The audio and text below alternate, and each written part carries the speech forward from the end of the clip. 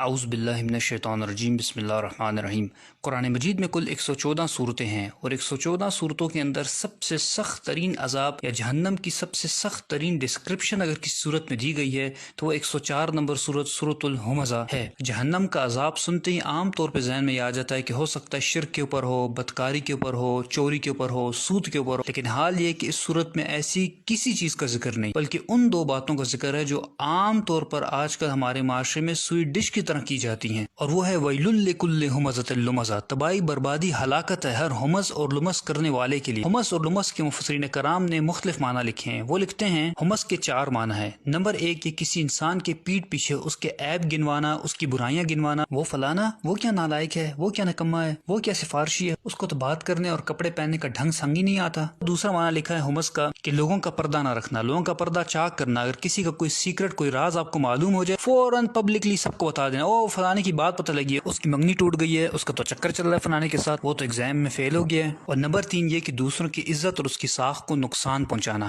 اگر کسی محفل میں کسی کی تعریف ہو رہی ہو تو فوراً سے اس شخص کی کوئی ایسی برائی بیان کر دینا جس سے اس کا امپریشن اس محفل کے اندر خراب ہو جائے۔ یعنی اگر لوگوں کے دلوں میں اس انسان کے لیے محبت ہو، عزت ہو، تو صرف حسد کی بنیاد پر کہ لوگ میری تعریف کیوں نہیں کرے، میرے بچوں کی تعریف کیوں نہیں کرے، اس انسان کی مخالفت شروع کر دینا اور جھوٹی سچی لگا کر لوگوں کے دل اس سے برے کر دینا۔ علامہ آلوسی رحمۃ اللہ لکھتے ہیں کہ جس وقت یہ 3 کام ہوں گے تو اس کا رزلٹ وہ چوتھا کام نکلے گا، اور وہ چوتھا کام کیا ہے؟ الکسر، یعنی توڑنا۔ ان تینوں کاموں کا نتیجہ یہ نکلے گا کہ پھر بعض اوقات رشتہ داری ٹوٹ جائے گی۔ جب آپ ایک انسان کی ہر وقت عیب بیان کریں گے، اس کی کسی برائی پہ پردہ نہیں رکھیں گے، لوگوں کے سامنے ہر وقت اس کا امپریشن خراب کریں گے، تو اس کا خود بخود رزلٹ یہ نکلے گا کہ وہ انسان آپ سے اٹھنا بیٹھنا چھوڑ دے گا اور اس کا سارا گناہ آپ کے اوپر آئے گا۔ چنانچہ رسول اللہ صلی اللہ علیہ وسلم نے ایسے لوگوں کے بارے میں ارشاد فرمایا، مسلم احمد کے اندر حدیث شریف ہے، شرار و عباد اللہ کی مخلوق میں سب سے بدترین انسان کون ہے؟ المشاؤون بالنمیمہ، جو لوگوں کی پیٹھ پیچھے ان کی برائیاں بیان کرتے ہیں، ان کی چغلیاں کرتے ہیں، والمفرقون بین الاحبہ، اور آپس میں محبت کرنے والوں کے درمیان نفرتیں پیدا کرتے ہیں، ان کے دلوں کو برے کرتے ہیں ایک دوسرے سے برائیاں کر کر، والباغون البراء اللعنت، اور بے گناہ اور معصوم لوگوں کو بدنام کرنے کی کوشش کرتے جن کا کوئی قصور نہیں ہوتا، فضول میں ان کی طرف اس قسم کی نسبتیں کرتے ہیں جو کام انہوں نے نہیں کیے ہوتے۔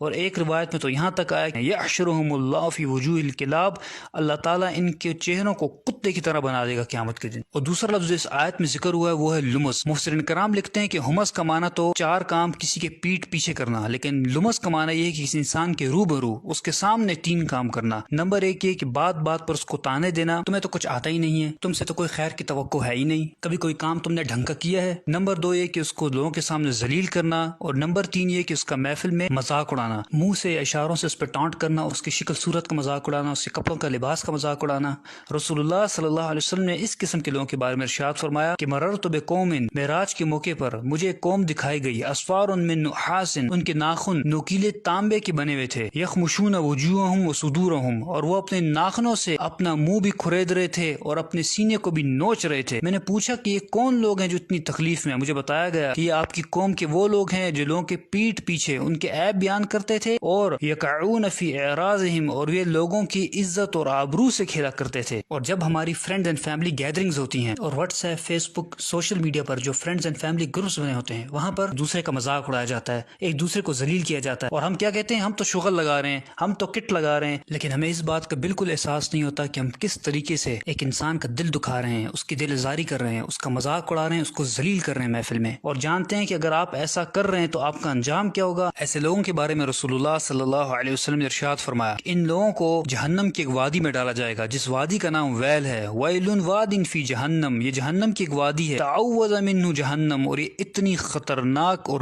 گرم ترین وادی ہے کہ خود جہنم اس سے پناہ مانگتی ہے، کل یوم 70 مرہ، 70 دفعہ جہنم خود پناہ مانگتی ہے اس وادی سے کہ یا اللہ مجھے اس سے پناہ میں رکھ۔ ایسے لوگوں کو اس وادی میں اللہ تعالیٰ ڈالے گا۔ اور امام راضی رحمۃ اللہ لکھتے ہیں کہ یہاں جو ذکر ہوا ہے ویل کا، یہ ویل بیسکلی کیا ہے؟ یہ بدوائیہ کلمات ہیں، اور یہ کس کی طرف سے ہیں؟ جب آپ کسی انسان کی عزت ساخت کو نقصان پہنچاتے ہیں، اس کا مذاق اڑاتے ہیں، تو جو اس کی دل آزاری ہوتی ہے اور وہ جو دل سے بدوا نکلتی ہے، یہاں اس کا ذکر ہے۔ دوسرا معنی وہ لکھتے ہیں کہ یہاں ویل سے مراد ہے کہ اللہ تعالیٰ آپ کو بدوا دے رہے ہیں، آپ یہ کام کر رہے ہیں، ویل لکل ہمزۃ لمزہ، آپ سوچ لیں کہ اللہ تعالیٰ فرما رہا ہے کہ تو تباہ برباد ہو جائے، تو اس قسم کے کام کرتا ہے، تو ایسے انسان کو کیا دنیا میں ملنے والا ہے اور کیا آخرت میں ملنے والا ہے۔ اور اب یہاں اس نفسیات کو بھی سمجھ لیجئے کہ یہ کام کر اڑتے کون لوگ ہیں؟ تو اس آیت میں آگے اللہ تعالیٰ نے فرما دیا الذی جمع مالا وعددہ یحسب ان مالہ اخلدہ، وہ لوگ جو مال جمع کر کر کے رکھتے ہیں اور سمجھتے ہیں کہ ان کا مال باقی رہے گا۔ یعنی کیا معنی ہوا؟ معنی یہ ہوا کہ وہ لوگ جو آپ کے فرینڈز فیملی سرکل کے اندر آپ کے مقابلے میں اسٹیٹس میں زیادہ ہیں، تعلیم میں زیادہ ہیں، مال و دولت میں زیادہ ہیں، ان کا بیک گراؤنڈ زیادہ مضبوط ہے، تو پھر ایسے لوگ خود بخود اپنے آپ کو سپیریئر سمجھتے ہیں۔ جب یہ سپیریئر سمجھتے ہیں تو پھر یہ آپ کو حقیر سمجھتے ہیں اور آپ کو ذلیل کرتے ہیں، آپ کا مذاق اڑاتے ہیں۔ اور معذرت کے ساتھ ان لوگوں سے زیادہ قصور ان لوگوں کا ہے جو لوگ ان کے اندر گھسے بیٹھے رہتے ہیں ہر وقت، جو ان کو ہر چیز میں اپنا بڑا بناتے ہیں۔ جب یہ لوگ ان کو بڑا بناتے ہیں تو ان کو موقع ملتا ہے کہ اس قسم کے کام کرتے ہیں۔ اور امام رازی رحمۃ اللہ علیہ ان پالشی اور چاپلوس قسم کے لوگوں کے بارے میں لکھتے ہیں کہ جس وقت ان امیر لوگوں سے یہ اٹھ کر جاتے ہیں تو یہ امیر لوگ ان کے پیچھے بھی ہنستے ہیں، اور یہی ان کی سزا کے لیے کافی ہے۔ اور یاد رکھیں کہ یہ دنیا میں سزا ہے، لیکن آخرت میں ان کو بھی اتنی ہی سزا ملے گی جتنا کہ مذاق اڑانے والے امیر لوگوں کو سزا ملے گی۔ اور آخر میں اللہ تعالیٰ سے دعا ہے کہ اللہ تعالیٰ ہمیں زبان کے شر سے بچائے، اور اب تک جو بھی زیادتی ہم سے ہوئی اللہ تعالیٰ اس پہ معاف فرمائے اور ہمیں سچی توبہ کرنے کی توفیق عطا فرمائے۔ سب سے دو درخواستیں ہیں، ایک دو نفل پڑھیں اور اللہ تعالیٰ سے معافی مانگیں،